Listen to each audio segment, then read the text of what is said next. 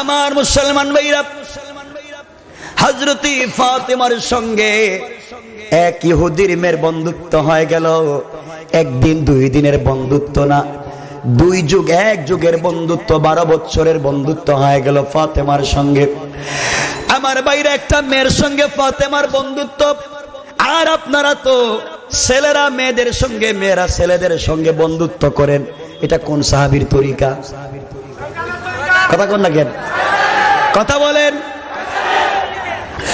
আমার বন্ধুগণ, হযরত ফাতেমার সঙ্গে ইহুদির মেয়ের সম্পর্ক 1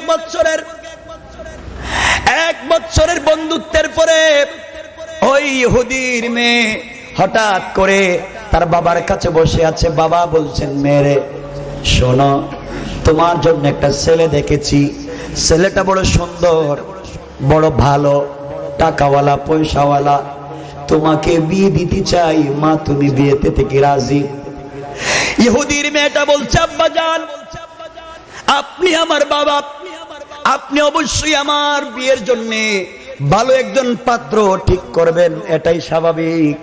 কিন্তু আপনার কাছে একটা কথা বলি, আমাকে আজকের দিনের সময় দেন, আগামী করলো আপনাকে আমি ফায়সালা দিব, সমাধান দিব। মেয়েটা ইহুদির মেয়ে বাবার কাছ থেকে একদিনের সময় নিয়ে দৌড়াইয়া ফাতেমার কাছে এসে জড়াইয়া বলতেছে, বোন ফাতেমা, 12 বছর তোমার সঙ্গে আমার বন্ধুত্ব সম্পর্ক, জিন্দেগিতে কোনোদিন আমাকে ভুল পরামর্শ দেও নাই, অন্যায় পরামর্শ দেও নাই। তোমার কাছে আজকে একটা জিনিস চাইলাম।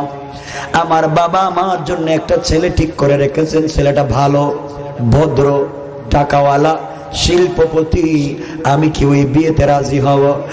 এমন সময় ফাতেমা বললেন, বোন শোনো, তোমরা ইহুদি, আমি মুসলমান, তোমার বিয়ের ব্যাপারে আমি কোনো কথা বলতে পারবো না। মেয়েটা বলছে, বোন রে, আমার জিন্দগিতে কোনোদিন অন্যায় পরামর্শ দেওয়া নাই, শুধু একটা কথা বলো, বিয়েতে রাজি হব?